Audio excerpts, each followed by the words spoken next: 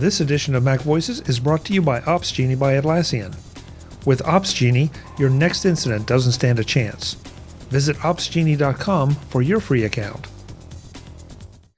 Hi, I'm Chuck Joyner, and this is a Mac Voices Briefing, 5 presentation tips. Folks, I want to let you in on a little game that I play every year. I end up going to a lot of presentations, a lot of meetings and a lot of presentations because of work. And the game I play is who has the worst presentation? Which one is the worst for this year? And unfortunately, there is a huge amount of contention for that title. You can't believe how many things people do wrong in presentations. Sometimes in the visual presentations, sometimes in their approach. It just blows me away that these are supposed to be business people and they make such basic mistakes and sometimes, yes, I'm sorry, stupid mistakes. So I'm going to start this as a series of things that maybe will make your presentations a little better, will maybe make you think about your presentations a little more so that they will be more effective and frankly more fun for both you and the audience. This is going to be an ongoing series, so it's not like I'm going to try to pack everything in here because I'm not even sure I could do like top 5 tips or top 5 worst things I've seen in the last couple of years because it just is amazing. But I do keep notes, and so I'll be drawing from those notes as we go through the series. So here we go. Number 1, use Keynote. If you're watching this, most likely you're a Mac user. And for heaven's sake, unless you are mandated by someone else at your office, use Keynote. I'm not quite sure why this is, but Microsoft PowerPoint presentations always seem to look the same. They just have that weird little feel. PowerPoint is a very, very competent, powerful program, no question about it. And in some ways, it has finer-grained controls for some things than Keynote does. I will acknowledge that. But at the end of the day, unless you are really skilled or really pay a lot of attention and put a lot of extra time into it, it just ends up looking like it was created in PowerPoint. And I think that's one reason that sometimes presentations are referred to with disdain. Slide decks are referred to with disdain as PowerPoints. So Keynote is, frankly, more fun to use. I think you will enjoy using it more. It won't be as much of a chore, and you will end up with something that looks quite a bit different. And that's kind of the key here, is you would like to be different, you'd like to be unique, you'd like to have it look good. So Keynote, it's free on your Mac, it's free on your iPad, it's free on your iPhone, and the control is free on your Apple Watch. Why wouldn't you use it? Number 2, take some time to create your presentation. Now, this sounds like a no-brainer, right? Because you know you're going to have to spend some time.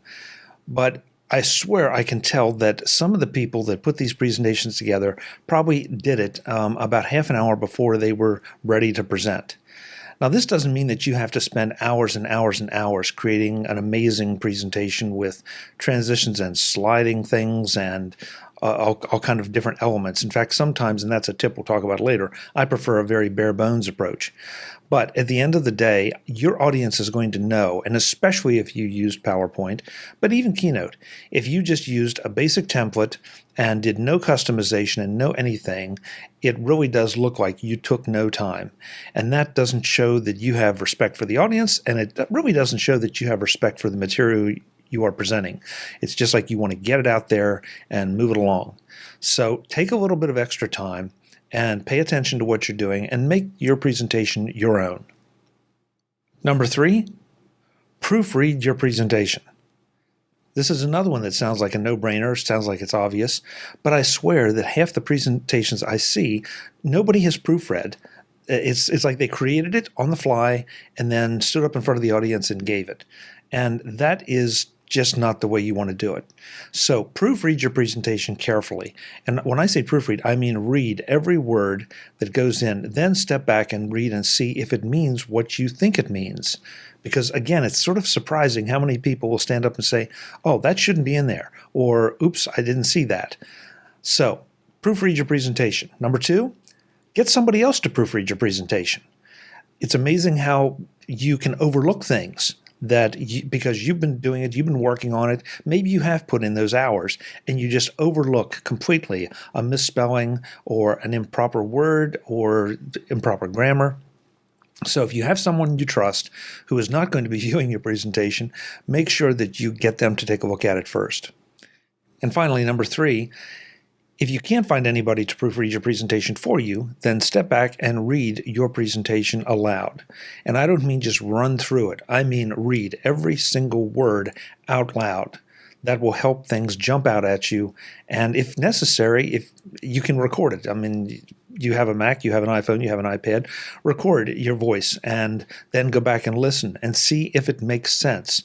Assuming that you've read every single word, errors will jump out very, very quickly. So again, something very basic, but that those extra few minutes to do it will make sure that you look much more professional on stage. Opsgenie by Atlassian is sponsoring this edition of Mac Voices. Opsgenie helps you keep your service up and make sure that it stays up by alerting you to incidents that disrupt things. Incidents occur. You know that, and I know that, but that doesn't make them any more convenient. That's why Opsgenie alerts you to those incidents quickly so that you can respond. But who responds? What if part of your team is on vacation or asleep? Opsgenie lets you notify the right people, taking into consideration things like holidays and time zones. Sound complicated? It's not. Opsgenie guides you through the process so you get that protection up and running quickly. Opsgenie also integrates with lots of products and services you are already using. Amazon CloudWatch, Datadog, Jira, and New Relic, to name a few. That means less time learning how to make it all work and more time paying attention to your customers and to your product. That's why you're in business. And with Opsgenie, you will stay in business because your customers will be well taken care of. Software is a central part of our lives, making things easier, faster, and more accessible than ever before. But when those things go down, your life grinds to a halt, and no one has time to be ground to a halt. Right now, visit Opsgenie.com and sign up for a free account. Not a trial account, but a free account, and then add 5 of your team members for free so you can learn all about what Opsgenie offers and how it can help your business. With Opsgenie, your next incident doesn't stand a chance. Thanks to Opsgenie for their support of Mac Voices. Number 4, use a dark background. Now, I realize this one may depend a little bit on the environment in which you're presenting, but especially if you're presenting in a darkened room, black backgrounds, backgrounds, dark textures are so much better. White backgrounds make it easy for you to add graphics and do different things because sometimes those graphics aren't masked out properly. But Keynote has some amazing masking tools. So don't be afraid to use a dark background, because what can happen with a white background is if you have a dark element, dark picture, whatever, and then you shift back to that bright white background, it's just like an assault on your eyes. And it's not soothing and it's jarring. And also, I think that it also gives better contrast for those who need it. I think this is one reason that dark mode in macOS Mojave is so popular. It just is a more pleasing thing to look at. So if you can find a dark texture that you like, great. If not, just use a plain old dark black, navy, some other background that works well. The other issue that you have here is the projectors. If you pick white and black, the odds are pretty good that the projectors are going to get it right. If you pick a specific color that you're really trying to hit, you may have a problem with the projector, showing it, and it just doesn't then look like your presentation the way you wanted to present it. So black, dark, if you have to, white, but try to avoid white. Number 5, change your presentation regularly. This one, folks, is one that is really drawn from personal experience. There was one company that I would go to their annual sales meeting every year. They took exactly the same template, and it was not a great template to start with. And they would delete last year's numbers, put this year's numbers in, and expect that nobody noticed the difference or didn't care. And it became, unfortunately for them, the butt of some jokes, and they finally got around to changing it.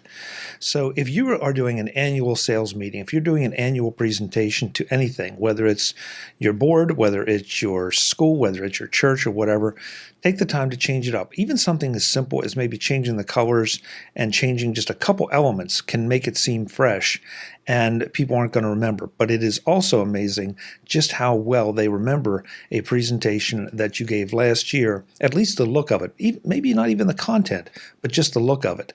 And this, I've seen this one. I said there's one company that's jumping out, but I see it by multiple companies. And you get that feeling that, oh, they got around and say, oh, we got another do an annual sales meeting. And so they just whip out the old template, and it was fine last year, and stick something new in. It doesn't mean that you can't reuse presentations if you have a limited audience. But if you are having that repeat audience, please do not repeat your presentation template. So those are 5 quick presentation tips to get us started. Yes, I know they seem basic, but again, if you sit through a lot of presentations for your business, you will be amazed at how many of those get violated right out of the gate. I'll be back with more as we do this ongoing series and as I draw from my notes from presentations that I think have been sometimes stellar, sometimes train wrecks. And we'll try to learn from both. Until the next time, and as always, thanks for watching. Visit MacVoices.com for show notes and to connect with Chuck on social media. Get involved in our MacVoices Facebook group and get more out of your Apple tech with MacVoices Magazine, free on Flipboard. And if you find value in it all, consider supporting us at patreon.com/MacVoices and join these folks who help keep MacVoices coming to you. Advertising handled by Backbeat Media at backbeatmedia.com. Bandwidth provided by CashFly at cashfly.com.